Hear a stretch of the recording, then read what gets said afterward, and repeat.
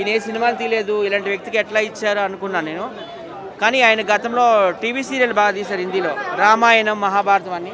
So ఆ serial చూసి మన మోహన్ బాబు గారు ఫ్యాన్ అయిపోయారంట, ఆయనకి ఇచ్చారు ఛాన్స్. హైలైట్ ఏం లేదు కానీ కాకపోతే ప్రభాస్ బాగుంది అంతే. సెకండ్ హాఫ్లో వస్తాడు, లాస్ట్ ఒక 40 minutes ఉంటాడు అంతే.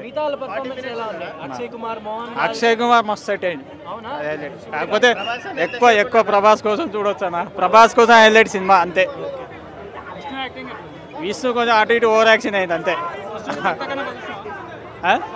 ఫస్ట్ చూడలే అన్న, ఇది చూసినది అంతే.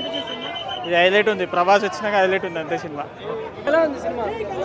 అన్న కన్నప్ప అనేది ఒక చరిత్ర అన్న.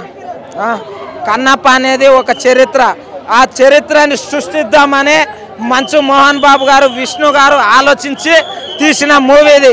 శరత్ కుమార్ గారు, ముఖ్యంగా మన మోహన్ లాల్ గారు, ఇంకా అక్షయ్ కుమార్ గారు, ఇంకా చాలా మంది వివిధ పాత్రల్లో ఉన్నారు. మనం ముఖ్యంగా ప్రభాస్ అన్నకు హ్యాట్సాప్ చెప్తున్నా ఈ మూవీలో యాక్ట్ చేసినందుకు.